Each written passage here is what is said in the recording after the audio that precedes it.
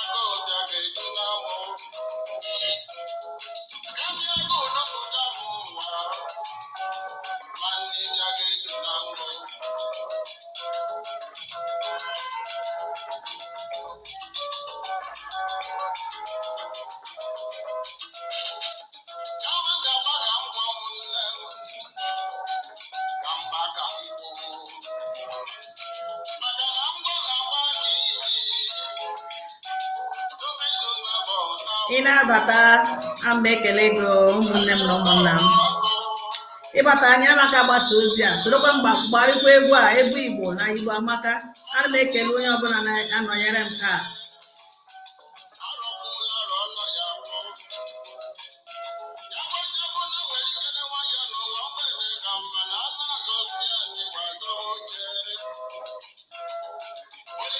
ezigbo afọ ọhụrụ maka ka bụ my first video this year ị na-abata asị m ezigbo afọ ọhụrụ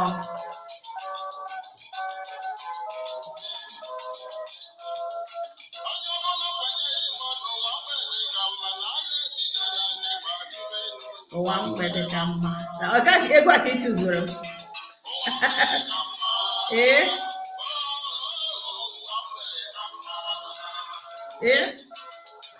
gbasa n'ozi a ana m ekele onye ọbụla na-abịa mata nụ nnọọ ndewo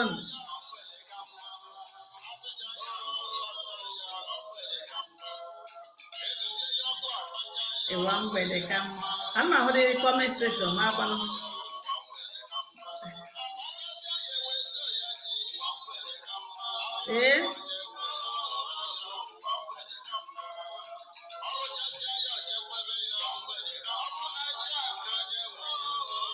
ka ị na-abata nnọọ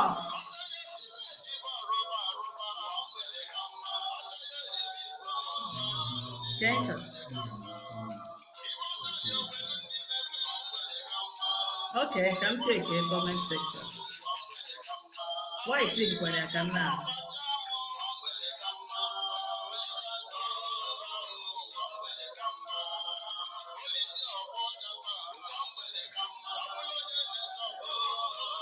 Maazị Ifeanyị ndewo ha ma ekelekwa gị ndewo ezigbo afọ ọhụrụ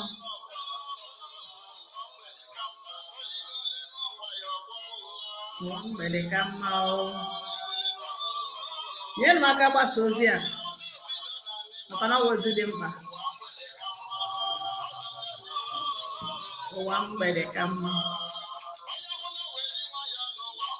ndewo nwanne m nwoke ndewo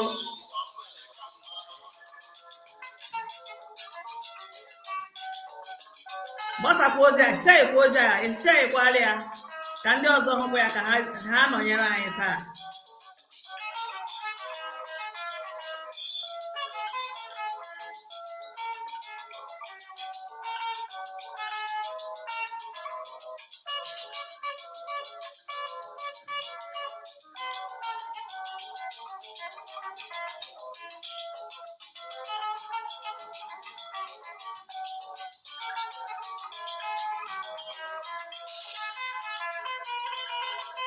nye m aka gbasa onye na-abata n'ọnụ a na-ekele unu ụmụ Igbo ndị ọma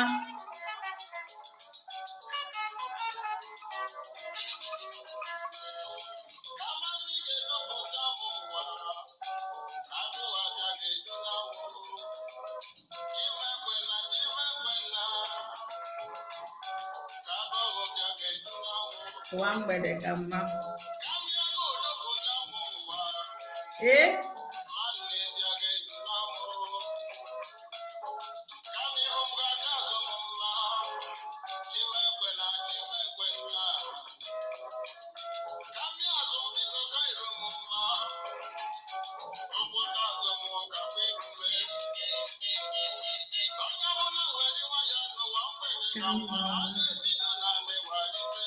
ụwa mgbede ka mma. Igbo amaka.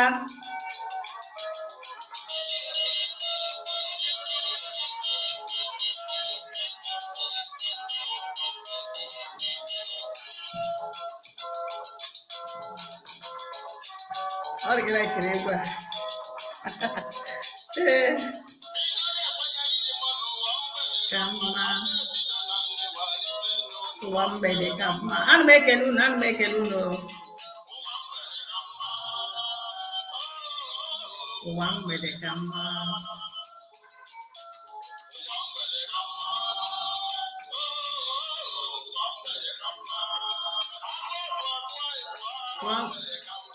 Okay. Anyị ga-ebidokwa ọsịsọ ka anyị ike mechie ọsịsọ. Ụwa mgbede ka mma.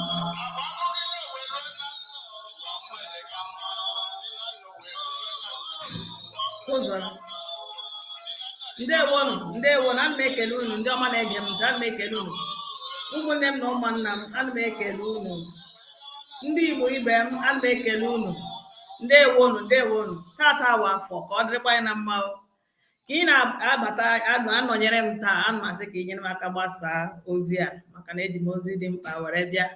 Ana m ekelekwa unu ndị nke m na-ahụ n'izizi na afọ a.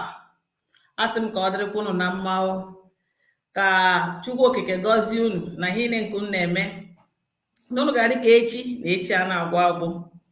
N'afọ a, ebumnuche unu niile n'afọ a, unu agaghị adị disappointed. Ndewonu, ndewonu. Ngwa na aga m ebido ugbu a, ma ndị ga-enwetakwa ozi a mgbe ha ga-enweta ya, ana m ekelekwa unu.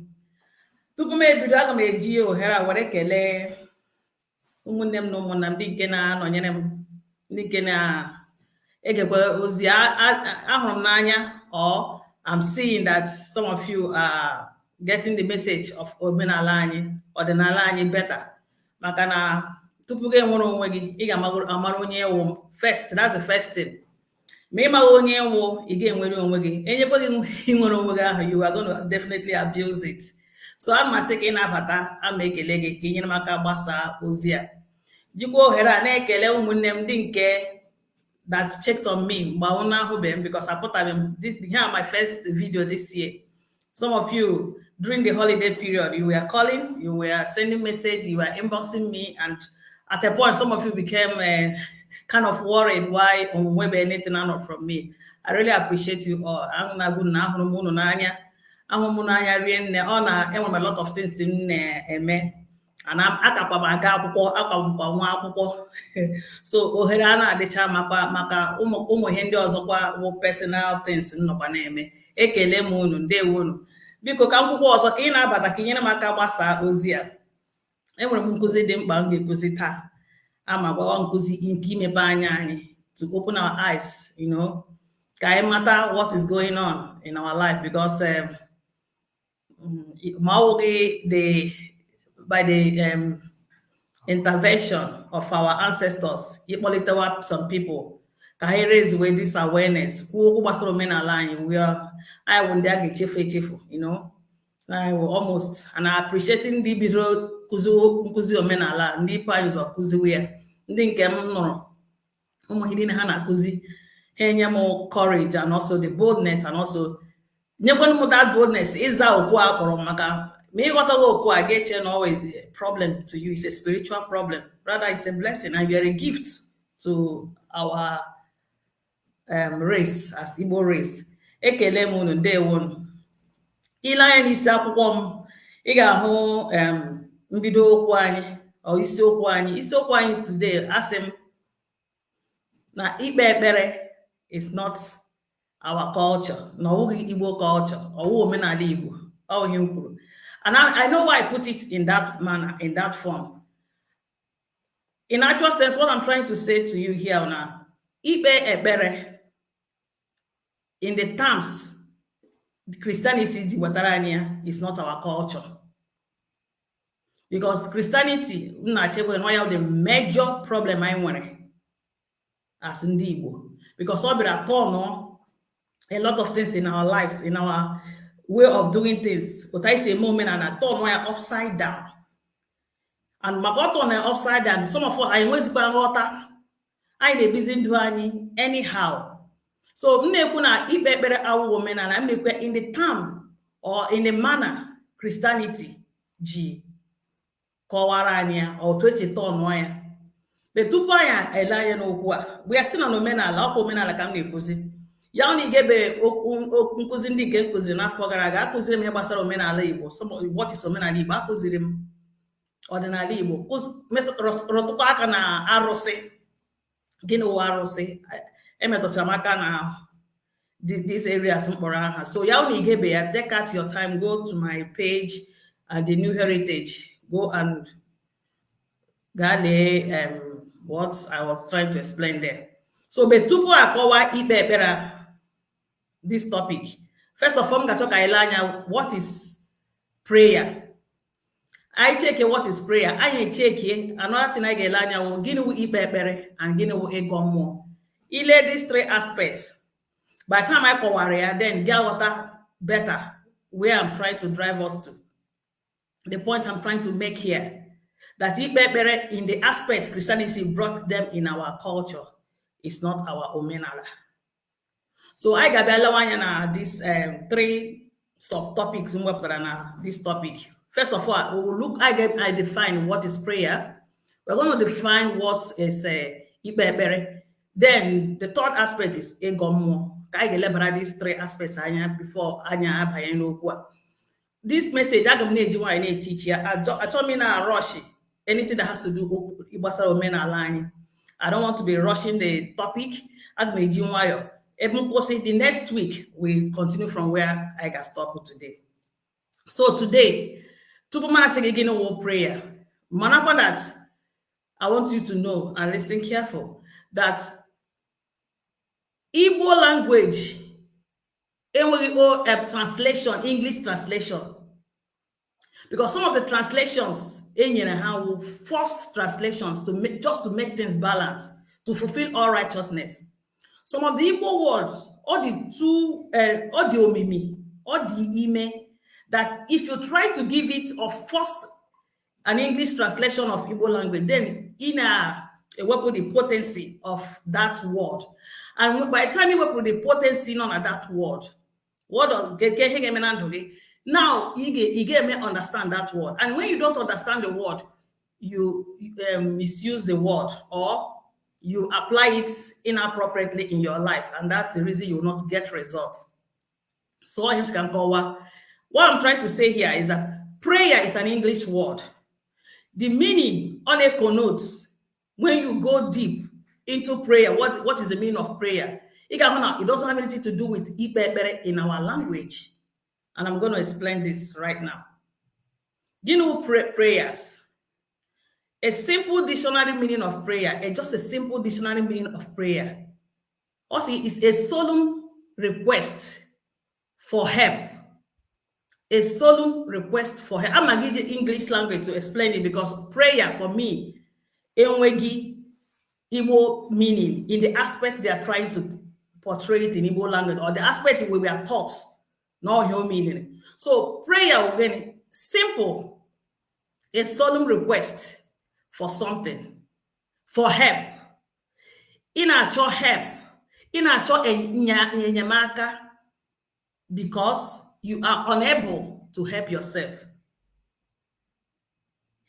Either unable to email some certain things at that particular moment, or continuously, you cannot help yourself. Meaning, nyeremaka, inario, ario, kenye turugaka, in either, nenye gi ri geri, or depending in ario, onye gi ego, roof, efe, Simply, you are a beggar. You are begging for something. You know what I'm trying to say here. Prayer meaning you are begging. Because in him, it's either in ario chi nke ị na-efe onye nyere gị aka, onye tụrụ gị aka, nye tụrụ gị something, or ị na-arịọ mmadụ ibe gị ka o nyere gị aka nye tụrụ something. Maka gịnị? No, because you are sick, or you because you are you are not capable, just because ị chọrọ ịrịọ arịrịọ ka e nyere gị aka. That's a means ị chọrọ iji nweta ihe ị na-achọ ka ịrịọ arịrịọ. That is why you see full-fledged men, full-bodied men, with hands, with legs, with brain, with everything. You see them begging. Having a church. What you are supposed to do for yourself, you are kneeling down in front of a structure, in front of an idol, you are begging for something. Most times, some of you there will have your prayer request, tin envelope, near your pastor.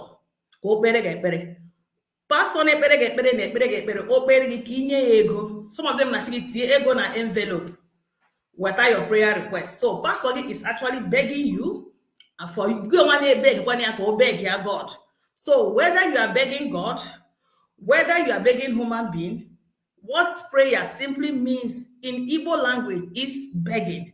And when you have turned yourself into begging in a situation where this you can help yourself, but you decided to beg, what are you or who are you? Automatically, you are a beggar. So the simple translation of prayer in my own understanding in my Igbo language means means I'm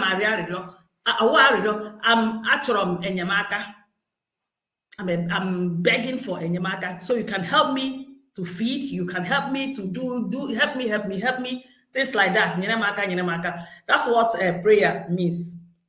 And the funny part of this prayer thing, a full-body able man from Monday to Sunday.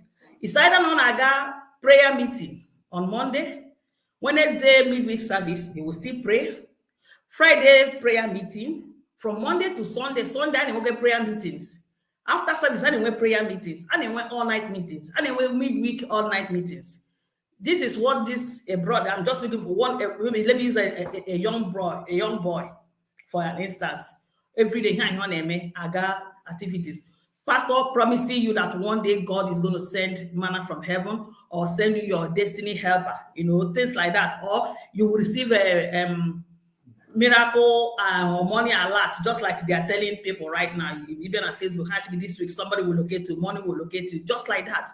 So this is what prayer has turned us to. Begging, not doing anything. This same brother,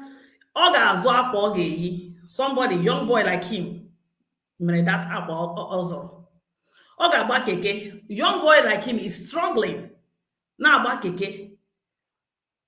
Church he almost on big layers. One skill you all famine, all here. Because na prayer will what God from somewhere sit down there bless lazy people will not throw something for you. You catch it because in some of them those days I used to be in church now. Those days some people before I got to church, they already I used to be a pastor. Before I got to church, somebody in the church, all got on church from morning to night. Now, especially these young, vibrant brothers in hope, all their hope on a Chineke again. This God in the Bible will do wonders for them. You see them praying fervently. Some of them they will lie down on our altar there with their prayer request from Monday to Sunday. I do not work. These people not working. I go and see them now. So prayer automatically is for lazy people. Only resort to prayer for everything is a lazy person. It's completely a lazy man or lazy woman or a lazy drone, just like my mother would always say. Oh, here prayer. Oh, I think I've explained that one in a nutshell. So Kaila Nyagino Ikpe Ekpere. Remember, this Ikpe Ekpere is our language. We own this language. And what the language means. If this language will roll you or Ikpe Ekpere, It's not the translation or English or Igbo version of prayer. It's not. They are two different things. Ikpe in Igbo language, let's take from Ikpe. Ị nwere ike ikpe ekpere, ị nwere ike ikpe ire ọma, ị nwere ike ikpe. There are so many things you can do with ikpe. You understand what I'm trying to say, the point I'm trying to drive here. So prayer, when prayer is nyerem, ikpe ekpere or ikpe nashigi is pleading. So in other words, prayer means begging in nyeremaka, which is begging. While ikpe ekpere will pleading, you can plead for anything. You can plead for mercy because he made your job. You can plead for time because you couldn't meet up with time. You plead presenting your own case. Now, let me give you for instance, Igbo they use in this line. As Igbo that in Iroma. For instance, like right now, I'm into food traditions. Almost some certain things because of distance. Maybe I will not be able to do it. Maybe because actually I'm not there, live and direct, or because the environment, I get permitting to do that. I have a way of Igbo culture of Ikpe Iroma. The deity, mchori that thing. Can him get me? Masia biko, ejim here, nekbe Iroma nihi, or maka. Anom around, or maka ejim the ego for now. Ejim here nekbe Iroma, igoziem ngabia me such and such a thing. Or about Ikpe Nejabata. This is our language. That's the point I'm trying to raise here or tell you here. So we know the better way to use it. I'm at the right place to use this language. Or imegidere one negi. Ekpeweru ni Igbe asigi kpe Iroma, were nwayo kpe Iroma. Na Igbo si no Iroma ka ejuji aga. Asigi kpe Iroma, don't worry. Kpe Iroma. That's why you see in a community. Aga dekpe Igbe na ndị nna nna anyị ha na-eme ihe Igbo uru mgbe ọwa Igbo. You see them, they want to do something in the community, or maybe actually a case between brothers or case between two people. I put on the village square, I'm not there. It's either I got the penalty you pay, or you do that. That is the meaning of Ikpe. It's not prayer.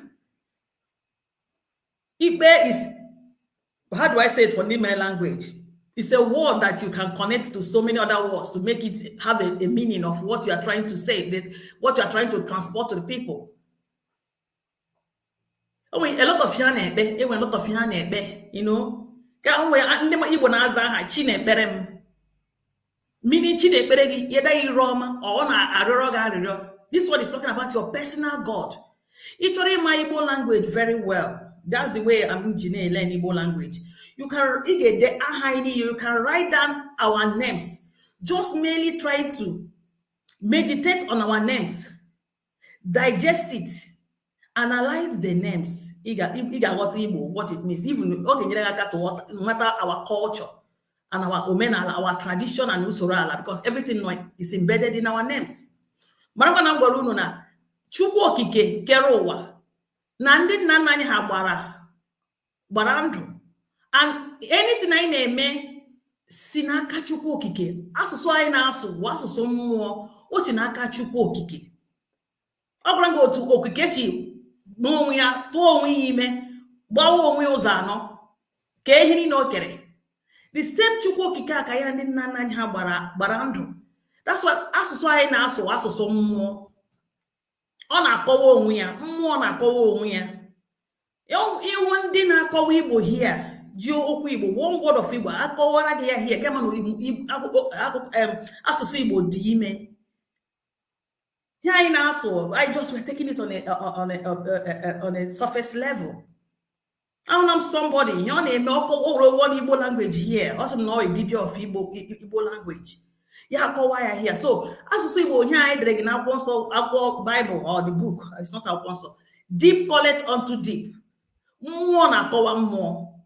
Ịhụrụ ya? So all you can na-achịkọwa gị that prayer is not ikpe, because prayer is begging. Why Ekpere, or anyhow you want to use it to is pleading. Whatever you are doing, you are pleading for something.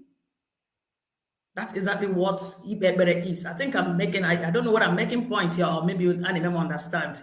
I'm trying to see the best way where drive this my point home. You know what? Why I said prayer is not Omenala in the aspects of the way the Christian food, what it is. So now what him then let's look at this other, the third one. Ego more. Ego more.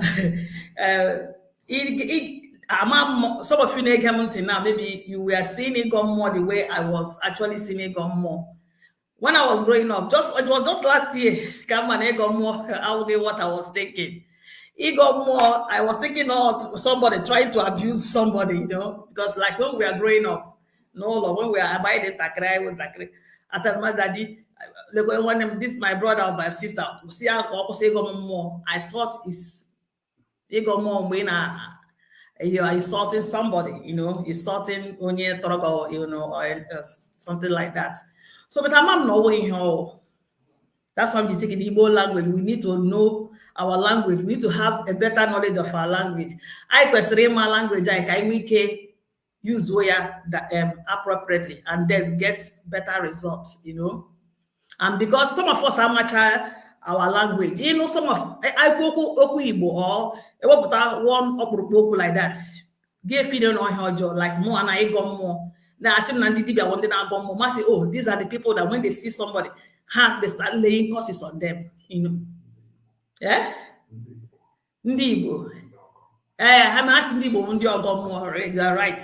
So now I'm asking, Ndibo, that means how on your jaw. They are the people that, for no reason, you start laying curse on somebody, So I'm not walking here. So see, some of you got one that my shoe. And you are hating your culture, hating your language for not knowing the meaning, knowing the meaning of your language. You are here. So get away, go more. It got more now. Maya very well. And I'm doing it right now. It got more with more. Interacting with more. Gina mu ikwu. Gina more inwen kata to talk. You are not begging for anything. You are not even pleading for anything. Unless someone he made more or he made your ancestors again. You sit down, you talk to them, you plead, then you can plead. So, first of all, Igbo man on the Igbo, how do God you begin to interact with more. Or or deity no na ben nage or kennegi or ezumezu gị na ha ji bịa ụwa or ndị otu or ndị ọkwa or ndị uke whatever ezumezu gị agwụ gị all those our heavy deity na back up deities what ke Igbo or ikenga gị we wuru nwoke kedu ihe Igbo na-eme you carry your seat buru oche gị nọrọ ọdụ you begin to talk to your chi, interacting with them. We don't bow to any idol. We don't do that. Now I bow to idol Christianity, but all this one. That's why you see full able-bodied men. Haga church, he lay down to one statue up there. Beg, they do prayer. Prayer, like I said to you, prayer is begging. They are begging. They're actually begging. So, all the advent of Christianity, Igbo man, being a proud man, just like I'll call my son, or even though we might be arguing also, but we are talking, we are interacting. All tiny see with our God. Oya we ego mmuo. Ikpoku chigi. To talk to your God. Interacting with your God. Kwori okwu. Ogo no ihe na akpagbu gị ga-ebu ya. Ya no ka ima he ga-eme to appease your God that time. Maybe you offend. To appease your God. You give me ya. Everyone can aghọta. Ọ ka agbatara gị n'afa. You still come and you do it. So if God more ikpoku chigi, ikpoku deity, interacting with mmuo. Ilanya, for instance, somewhere him chore cover here, for instance, somewhere aha I na-agọ, aha Igbo na-agọ, o Chinagorom. Chinagorom wo a typical example of ego mmuo. Kedu ihe unu ji chee na iji na-agọ agọ aha wo Chinagorom. Chinagoro gị wụ na ọchị gị na-ekwuru gị, chi gị bụ ọnụ na-ekwuru gị, mostly in the spirit world. Mostly in the spirit world, chi gị na-ekwuru gị, chi gị na-ekwutere gị.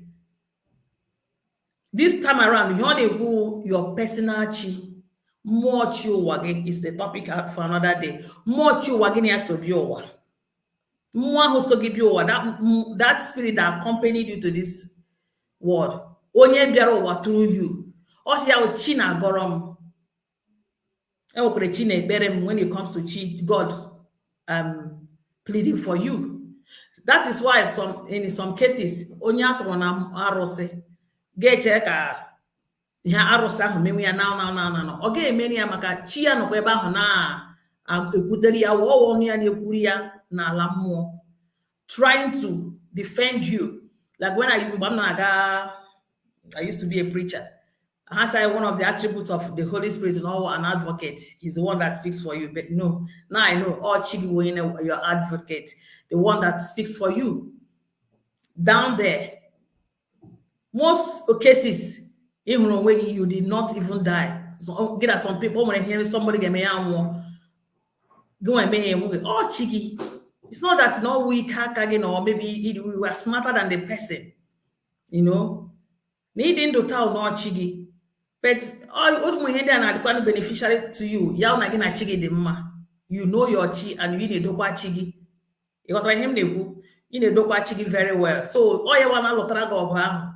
You wanna make the some sequence make it omebegi today. Or chigi. So all the ma ke mana chigi.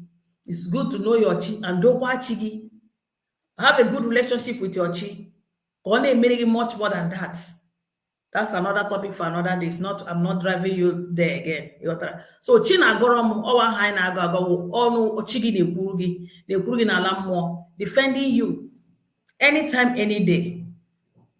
I've explained what is prayer, and I've explained ginu Ekpere, and then let me explain ego more on a nutshell. Oh, to may explain. Before we even enter this topic, which I know that we will enter this topic next week, proper. Now, another thing, Choriku, let me just digress a bit. Once if decided to be part of Omenala, or actually Omenala fully, you want to start practicing Omenala, you want to come back to Omenala. I want one little advice from my personal experience I want to share with you here. If you want to start practicing Omenala, do yourself a favor. Just come with a plain mind, a mind of Christianity or Christian mind, whatever. Why am I saying this thing? If you will keep analyzing. You will keep analyzing everything based on how we have Emelegi brainwashed from the beginning, till today. So because of the knowledge you don't give about Christianity, and you are using it to compare the teaching saying what you will do, it will take the next 20 years, 30 years, you keep analyzing. And too much analysis, my dear brother and sister, it paralyzes initiative. You will not be able to do anything in life. You keep analyzing. Christianity and Omenala, they are not the same. Christianity is not even opposite of Omenala. Neither is Omenala opposite of Christianity. Abraham and Chukwu Okike, they are not the same. Chukwu Okike and the God known in the Bible, or the God of Israel, they are not the same. I think it's high time we knew all these things. And you have to undo all these unnecessary expectations. The too much talks and relax your mind. Omenala is just simple, practical things. If you practice these things, you get results. The time orgami. Just practice Omenala and don't enter Omenala because each of ego or just say Omenala is who I am. It's my culture, it's ordinal. You keep doing it. So educate that mindset, Abia, Let me give just a brief account of what happened to me a few years ago. When it comes to Ikpe Church, I'm somebody.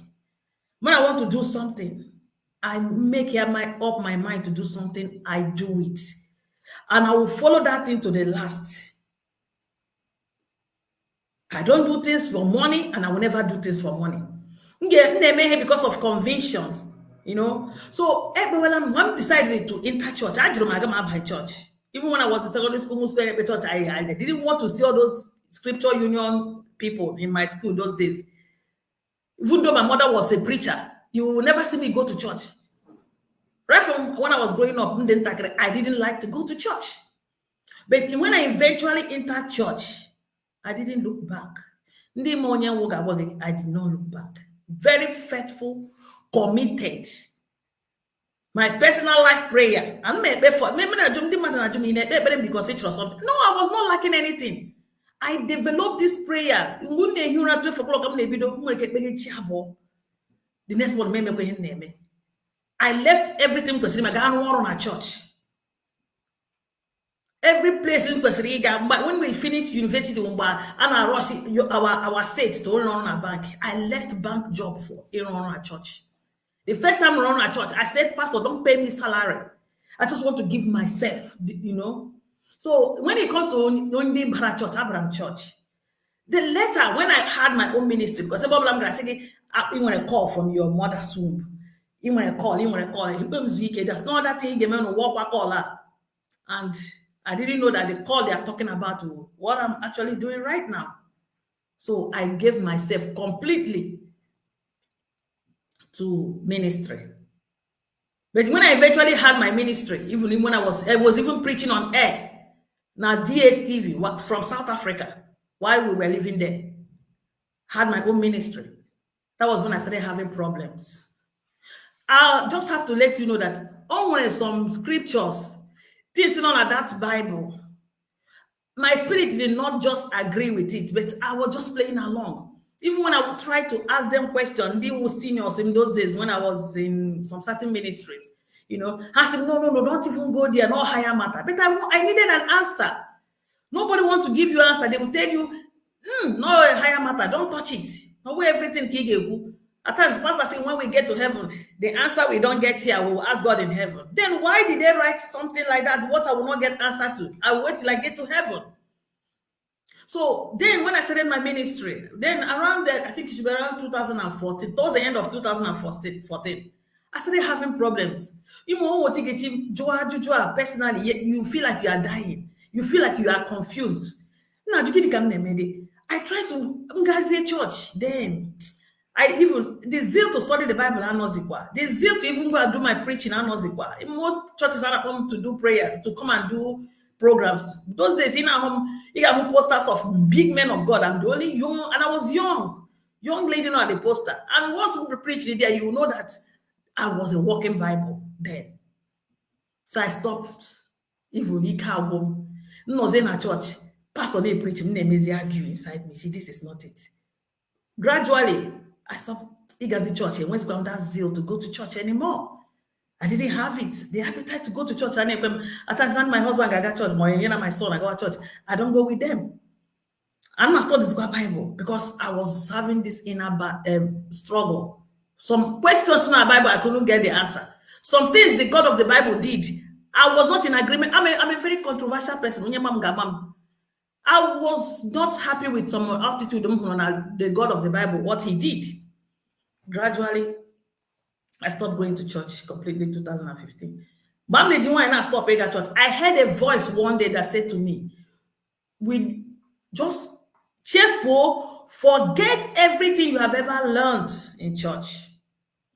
What you have learned in the Bible, Bible, everything you have ever, including the ones I was preaching to people, convincing people, yes, I'm happier. Martin, no, this is attack, with the way I need to be in a church. This is complete attack. It's demonic. This is not the Holy Spirit talking. They are telling me to forget everything about the Bible. I was struggling with that thing. Even though when I try not to forget the things in the Bible, all the things in preaching that to people. How am I going to tell people that it's not true? I was struggling. In the church, at times, even but as a church, I feel like that's not my place. So I was having struggle, though I was having personal problems. Wow, that's not the aspect I'm going to. Getting problem hitting me front and back, right, center, everywhere. So something that helped me, I saw a book in the internet. I was going through it. The writer, or a South Africa, white South Africa, but all America. The title of that book said, "I'm a prophet, I'm not crazy." So because I feel him now, I'm crazy. I said, I'm a prophetess. I am not crazy. So I tried to get the book because then I excerpt of that book. When I read the excerpt, it was so interesting. The woman is trying to give her own story, a side of the story of Utoshi Paya ministry. So what did I do? I got the back of the details not there. When I heard when a branch now, somewhere in South Africa there, then we were there. When I heard when a branch there, then my husband called because I needed that book. See, I needed this book like crazy. They gave us the address. We told them we were going to come the next day. So when we got there, I saw the shelves and I wanted different books. I had to buy books from them. I told them that their pastor, the prophetess, apostle, the woman, all the powerful, said her book, they got me so all catching my attention that I needed to come and take this book. So they saw the way I was talking. We shared, I share our views, and how I'm the sound now when it comes to the Bible. So I asked him that here my conference that the woman and the husband they are coming, and the conference was expensive because of the hotel I gave me. I said, no, I don't mind. I would like to see the pastor, the apostle. So that was how I got the program, and the woman gave me a prophecy. I don't know what she said to me. Yes, it's okay to forget everything you have ever learned. Everything in him are happier. Or hear the woman. The prophecy she was just prophesying to me. See, it's good. God wants it so because he is about to do something new in your life. I cried that day because he confirmed that I was not smart. See, one demon that was talking to me. So I left Jizenwayo and Magazi Church, it was a free. I can't even argue the Bible. I mean, they might have argue, there was a stubborn, that's how the thing brought me here. Okay, why did I bring that point?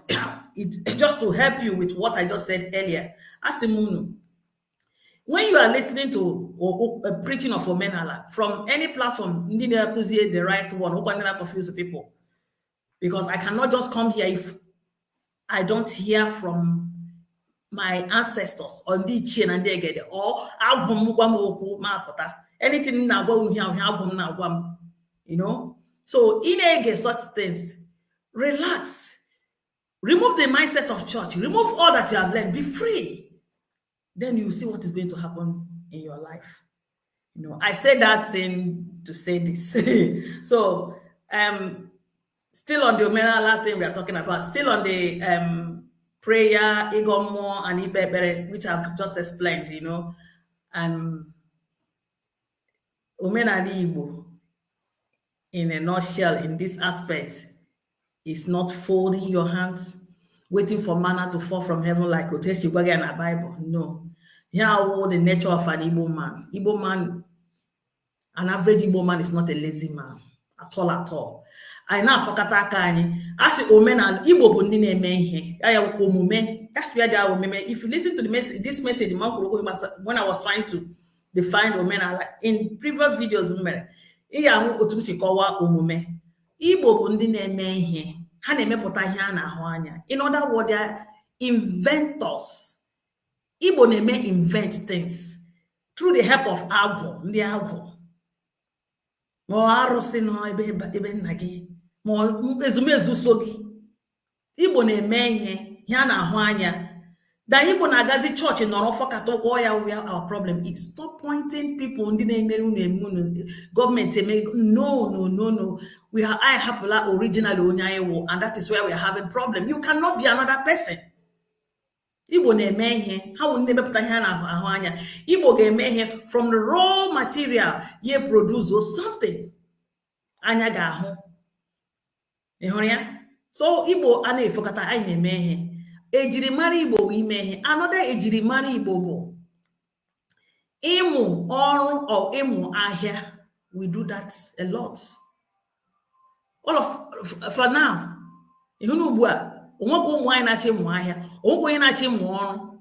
Ha chọrọ ya ta achọrọ m ego. That's why you see everybody nọ na Yahoo. Any little thing pụtara onye ọbụla agbaba ha hapụcha akara aka ha gị iji pụta n'ọhịa akara aka. When you were coming out n'ụwa ikpuchiri aka all the secrets of success again in life. Oh yeah, ha hapụcha ya onye ọbụla. They want to do what A is doing, Mr. B is doing. They want to be like the Joneses. Onye ọbụla chọrọ ịbịa ya. Onwekwa onye na-amụ ahịa now. Ịmụ ahịa wụ our omenala. Ị ga-ahụ na ma nwatakịrị na-achị gị mụọ ahịa na agba gboo, ndị papa ya ga-eburucha nnọọ gift ga nye onye ọ ga-amụ ahịa. Ịmụcha ahịa ahụ eduo gị ga-ebido gabịa gwa chi gị si chi gị ị gara ibido ahịa ịmụchala ahịa. Ozi ezumezu gị, chi ụwa gị, ọyọ ma deity nọ ebe nna gị ha, ọ ha nwa. They are the ones that will come and make ka ị prosper. Ka ihe ọbụla na-eme ọnwụ na ahịa ka ị kpọsara, you see people buying them. Ya bụrụ ọrụ aka ka ị na-eme, ọrụ aka ha eme gị amara gị amara n'ụwa. Special gift anyị atụfucha ya. Special gift anyị tụfucha all these things. I must go onwe. My husband was talking to somebody today. Yes, yeah. Ị gaghị enwere onwe gị ma ịma bụ onwe gị. Anyị agaghị onwere onwe anyị ma anyị amaghị onwe anyị. Because anybody nwere onwe gị ahụ, you are going to throw it to the gutters just like Emeni and Bo. Because when the value of a thing is not known, abuse is inevitable. Ịmara onwe gị ga-ejichi onwe jichie ike. So now nobody goes to him right now. Chi gị chọrọ ịgọzikwanụ gị. Ndị nna nna gị ha chọrọ ịgọzi gị. Elu chọrọ ịgọzi gị, ala chọrọ ịgọzi gị. The element chọrọ ịgọzi gị. Gịnị ka ị na-eme? There must be something you are doing. Imekwe gị enye ha oke nke ha na ma ha gọzie gị. Ohe ji mara Igbo. Igbo a na-afakata aka nọrọ na-eche ka ihe eme. That's why ihere ire arịrịọ. Prayer meziri ihere ire arịrịọ adịzikwa anyị n'anya. That's what prayer mere. Ihere ire arịrịọ adịzikwa n'anya. Ihe hụ na from isi na chọọchị kpewe ekpere na-arịọ arịrịọ. Ga-ewerezie na ịrịọ you want small boy local government chairman. Dịba nwoke aka ga niile da na-arịọ ya onye gị contract. Oh yeah, man. Ihe na-ekpezi gị. You are supposed to be doing something for yourself. Ịghọtara? Una ghọta ihe m na-ekwu. Ị ga-ahụ somebody nwe ya na-arịọ ọrịa. The first thing ha ga-emewe ikpewe ekpere. Stupidity. Craziness. Madness, I call it. Na gbe gboo ndị nna nna anyị nwụsịrị ha amaghị ihe. Somebody rewa such ọrịa ha na-eme ama understand. Ya nwere ka ha fi na ha understand. Ha nyere that first aid first. Achọ ogbọrọgwụ na akpa akwụkwọ nwere n'ụlọ first aid ma ndị na-eji ele akụ. Ha eleze that the thing did not help matters. Agba afa achọta ihe na-eme nwa. Ọ bụrụ ha ga-enye ya mgbọrọgwụ na akpa akwụkwọ enye ya. Ọ bụkwara na ọhịa ga-achụ aja. And you think those people are stupid? They are stupid, but they lived a better life than us. But go on, look at the way you are suffering.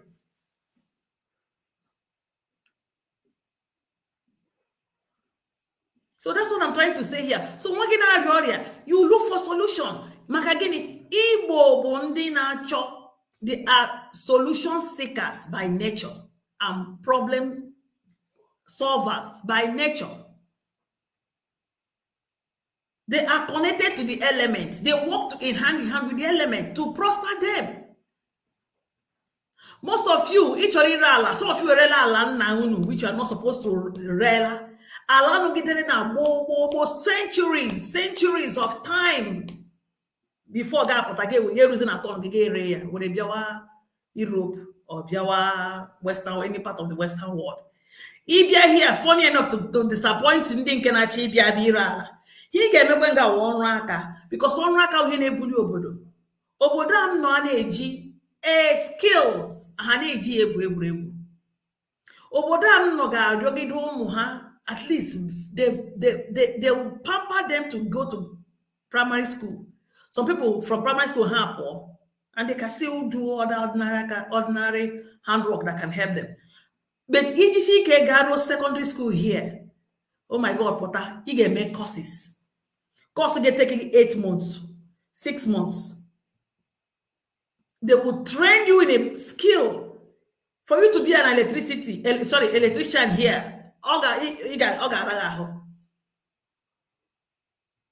Carpenter, the same thing. And Agaria school, Agaria serious course, main interview.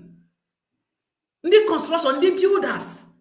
And for you to get that job, you get here because you cannot even compete with the woman there to get the job here.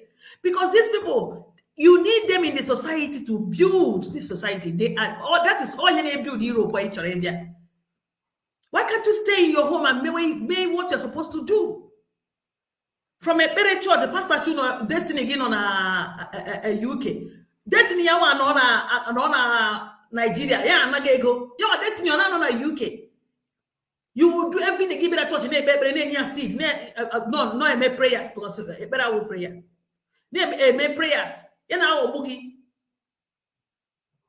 You take 20 years of your mother can be 80 years ago. Just year with 20 years of time now. Church teacher apota obodondi also. Pastor magic destiny. Then destiny no na Europe. Chukwu keke me amoghe na Igbo because Chukwu keke bere me mistake. So ejirimara Igbo ihe ndị am na unu. I want them emepụta ihe. Through the help of Aldo, through the help of ezumezu anyị, they will make sure you emepụta that in here may announce no one. They will announce you that related to Nineme, he may announce no one. So all ebem ga-akwụsị okwu a today. Ama m na ọnwere onye jụrụ m ajụjụ. Sị m kedu ụzọ ama mgbe ọ bụla na-ege meseji ọ ga-ama onwe ya ma ya ka na-ekwu. Kedu ụzọ anyị ga-esi na-ekpere Chukwu Okike in our traditional way? Maybe the next topic, part 2 of this message, you ga-anụ ya. Enwere many ways anyị ji agọ mmụọ because tupu ga-ekweta before ka m tinye nke a tupu gị jụdị onwe gị ajụjụ prayer say wetara gị kedu otu ndị nna nna anyị ha si na ha na Chukwu ha na Chukwu akparaka ekwukrọta okwu kedu otu ha si na-ekpere chi ha because ha nwere chi they were talking with their God before ndị ọcha bịa butere Christianity, which is more Christianity nwere stronghold na ala anyị ebe 100 something years before then kedu otu ha si akpọkụ chi ha ọhụrụ ga-ajụ. So there are many ways they do that, of which we will look at them one after the other when the time comes. So we get wherever now, why can get a chill far the ọkụ. As I can get you never can have a way at her.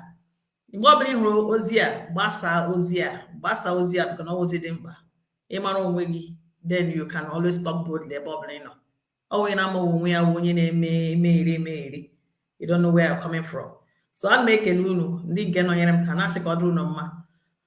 Only notice here na our one as a wine, or some igrigindo, our hand them, as him come back one on day one, Eba Kaiga happy at her.